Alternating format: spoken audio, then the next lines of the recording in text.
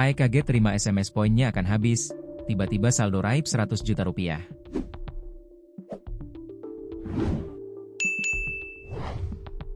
Seorang nasabah berinisial AE kaget saat mendapatkan pesan singkat, SMS, dari satu bank swasta yang berisi poinnya segera habis dan menyertakan link untuk pengecekan.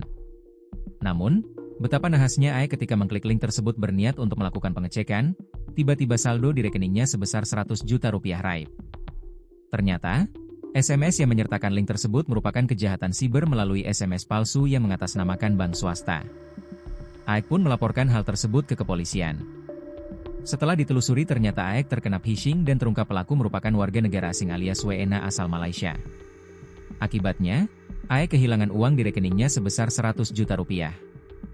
Rupanya korban tak cuma satu, ada 15.000 orang yang mendapat SMS dengan isi serupa.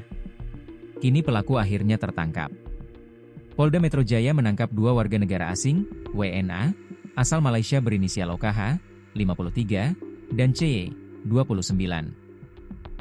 Karena terlibat dalam tindak kejahatan siber dengan modus phishing melalui pesan singkat, SMS, palsu yang mengatasnamakan bank swasta. Satu pelaku lainnya, LW, 35, yang juga merupakan warga Malaysia, saat ini berstatus sebagai daftar pencarian orang, DPO, alias buron. Ada 3 pelaku dalam kasus ini, ujar Kasubdit Penmas Bid Humas Polda Metro Jaya, AKBP Reonald Simanjuntak, dalam konferensi pers di Polda Metro Jaya, Selasa, 24 Juni 2025, dikutip dari Tribun Tangerang. Kasus ini terungkap setelah korban berinisial AEK melapor mengalami kerugian sebesar 100 juta rupiah. Korban mengaku menerima SMS yang mencatut nama dan logo sebuah bank swasta, disertai tautan, link, yang mengarah ke laman phishing. Jika link diklik, maka pelaku akan mendapatkan akses ke rekening korban dan menguras isi tabungan, jelas Reonald.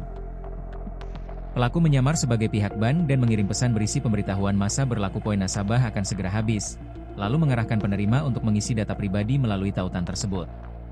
Reonald menjelaskan, OKH dan CE bertugas melakukan pengiriman, blasting, SMS menggunakan perangkat elektronik yang dipasang di dalam mobil.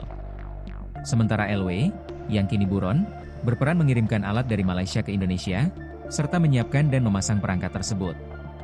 LW juga yang memberi upah kepada 2 tersangka lainnya, tambah Reonald. Sementara itu, Wakil Direktur Reserse Siber Polda Metro Jaya, AKBP Alfian Yunus, menambahkan, para pelaku kerap beraksi di lokasi ramai di Jakarta untuk menjangkau lebih banyak korban. Saat ditangkap, adapun keduanya tengah berada di sekitar Bundaran HI, Menteng, Jakarta Pusat. Alat dijalankan di area seperti pusat perbelanjaan, pertokoan, dan kawasan bisnis agar jangkauan sinyal lebih luas, ujarnya.